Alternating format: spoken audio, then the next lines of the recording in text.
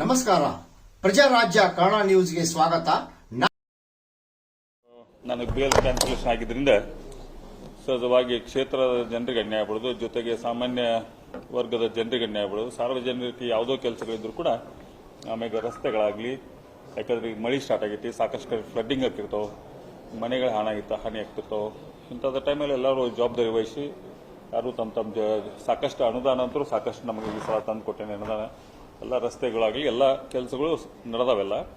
But ಯಾವ ಕೆಲಸಕ್ಕೆ ತೊಂದರೆ ಆಗದಂಗೆ ಎಲ್ಲ ಅಧಿಕಾರಿಗಳು ಜವಾಬ್ದಾರಿ ನಿಗಾ ವಹಿಸ್ರಿ ಅಂತ ಹೇಳಿ ಅದಕ್ಕೆ ಒಂದು ಮೀಟಿಂಗ್ ಕರೆ ಎಲ್ಲ ಅಧಿಕಾರಿಗಳು ಹೇಳಿ. ಏನು ಆತಂಕ ಪಡೋದು ನೋಡ್ರಿ, ಕೋರ್ಟ್ ಐತಿ, ನ್ಯಾಯಾಲಯದ ಮ್ಯಾಗ ನಮಗೆ ಗೌರವ ಐತಿ. ನ್ಯಾಯಾಲಯ ಕೊಟ್ಟಂತ ತೀರ್ಪಿಗೆ ಯಾವತ್ತೂ ನಾವು ಬದ್ಧಾಗಬೇಕಾಗತ್ತ.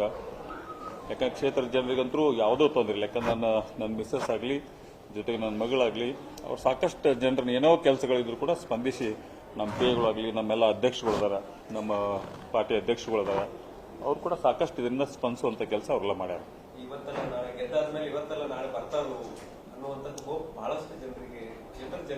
ನೋಡ್ರಿ, ನಾನಂತರೂ ಜೀವನದಲ್ಲಿ ನನ್ನ ಸಣ್ಣವಿದ್ದಾಗಿದ್ದು ತಾವು ಎಲ್ಲರೂ ನೋಡಿರಿ. ನಾ ಈಗಾಗಲೇ ಇಲೆಕ್ಟ್ ಆಗಿ 26 ವರ್ಷ ಆಯ್ತು. 26 ವರ್ಷ ಜಿಲ್ಲಾ ಪಂಚಾಯತ್ ಸದಸ್ಯನಾಗಿ ಕೆಲಸ ಮಾಡೀನಿ, ಜಿಲ್ಲಾ ಪಂಚಾಯತ್ ಉಪಾಧ್ಯಕ್ಷನಾಗಿ ಕೆಲಸ ಮಾಡೀನಿ, 3 ಬಾರಿ MLA ಕೆಲಸ ಮಾಡೀನಿ. ಯಾವತ್ತು ನಾ ಜನರಿಗೆ ಅನ್ಯಾಯ ಆಗುವಂತ ಕೆಲಸ ಅಂತೂ ನನ್ನ ಲೈಫಲ್ಲಿ ಮಾಡಿಲ್ಲ. ಯಾವತ್ತು ಅನ್ಯಾಯದ ವಿರುದ್ಧ ಹೋರಾಟ ಮಾಡ್ಕೊಂತ ಬಂದ ಸ್ಟೂಡೆಂಟ್ ಲೈಫಿಂದ ನಾ ಅನ್ಯಾಯದ ವಿರುದ್ಧ ಹೋರಾಟ ಮಾಡ್ಕೊಂತ ಬಂದವ. ರಸ್ತೆ ಇಳಿದು ಹೋರಾಟ ಮಾಡಿ ಅನ್ಯಾಯದ ವಿರುದ್ಧ. ಬಟ್ ಇವೆಲ್ಲ ಈ ವ್ಯವಸ್ಥೆ ಇದ್ದಂತ ಟೈಮಲ್ಲಿ ನಾವೇನು ಮಾಡೋಕ್ಕಾಗಲ್ಲ. ರಾಜಕಾರಣ ವ್ಯವಸ್ಥೆಯಲ್ಲಿ ಬಂದಿದ್ದನ್ನು ಫೇಸ್ ಮಾಡೋಣಷ್ಟೇ.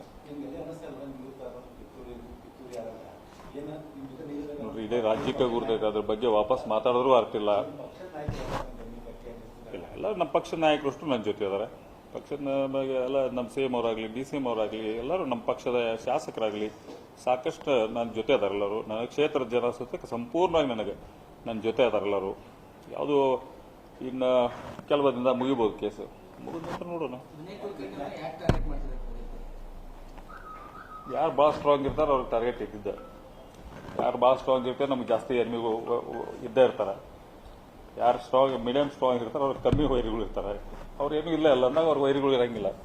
ಸಹಜವಾಗಿ ನಾವು ಧೈರ್ಯದಿಂದ ಕೆಲಸ ಮಾಡುವಂಥ ಟೈಮಲ್ಲಿ ಇವೆಲ್ಲ ವ್ಯವಸ್ಥೆಯಲ್ಲಿ ಸಹಜವಾಗಿ ಬರುವ ಇವೆಲ್ಲ ನಾವು ನಮ್ಮ ಕೆಲಸ ಮಾಡ್ತಿರೋದು ಅಷ್ಟೇ. ನಾ ಫ್ರೈಡೇ ವರ್ಕಿಂಗ್.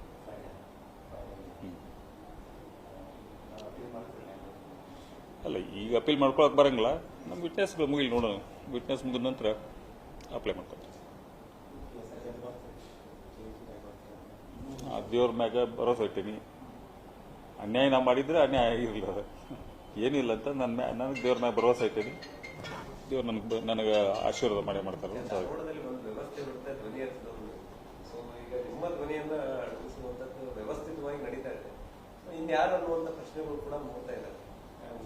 ನೀವು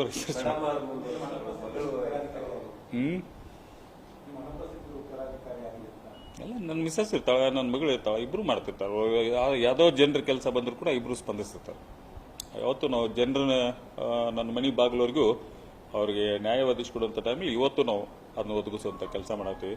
ಯಾಕಂದ್ರೆ ನಮ್ಮ ಪಕ್ಷದ ಇಬ್ರು ಮುಖಂಡರುಗಳದಾರ, ಇಬ್ರು ಪಕ್ಷ ಅಧ್ಯಕ್ಷರು, ಅವ್ರು ಕೂಡ ಸಂಪೂರ್ಣವಾಗಿ ಜನರ ಕೆಲಸ ಮಾಡ್ತಿರ್ತಾರೆ. ಅವ್ರು ಕೂಡ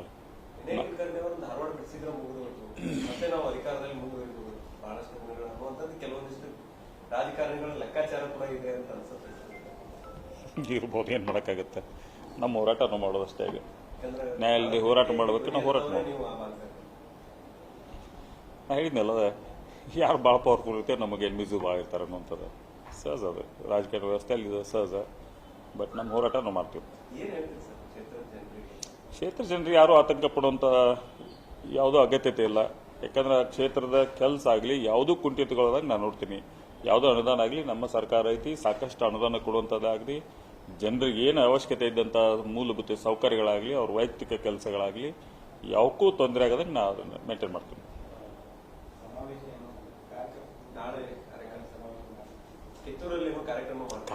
ಸಮಾವೇಶ ಇಲ್ಲ, ಎಲ್ಲ ನಮ್ಮ ಕ್ಷೇತ್ರದ ಎಲ್ಲ ಮುಖಂಡರುಗಳಾಗಲಿ, ನಮ್ಮ ಕ್ಷೇತ್ರದ ಜನರನ್ನಾಗಲಿ ನಾಳೆ ಬೆಟ್ಟಕ್ಕೇನಿ.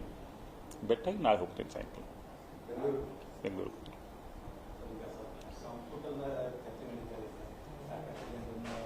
ಏನು ಪಕ್ಷ ಏನು ತೀರ್ಮಾನ ತಗೋತ್ ನೋಡೋಣ ಅವಾಗ.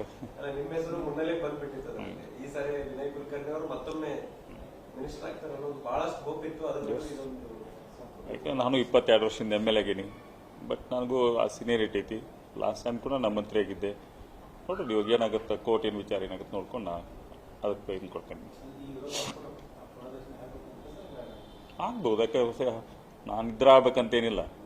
ಪಕ್ಷ ಏನು ತೀರ್ಮಾನ ತಗೋತ ಅದಕ್ಕೆಲ್ಲ ನಾವು ಬದ್ಧವಾಗುತ್ತೆ. ಯಾಕಂದ್ರೆ ಇನ್ನೂ ಸಾಕಷ್ಟು ಜನ ಈಗ ನಿಮ್ಮಂಗೆ ಬಹಳಷ್ಟು ಜನನು ಸೀನಿಯರ್ ಇದ್ದವ್ರು ಇದ್ದಾರೆ, ಅವ್ರಿಗೂ ಅವಕಾಶಗಳು ಬೇಕಂತ. ಸರ್ ಅವೆಲ್ಲರೂ ಕೇಳೋರಲ್ಲ ಸಹಜ, ಎಲ್ಲರಿಗೂ ಆಕಾಂಕ್ಷಿಗಳು ಇರೋರೆ.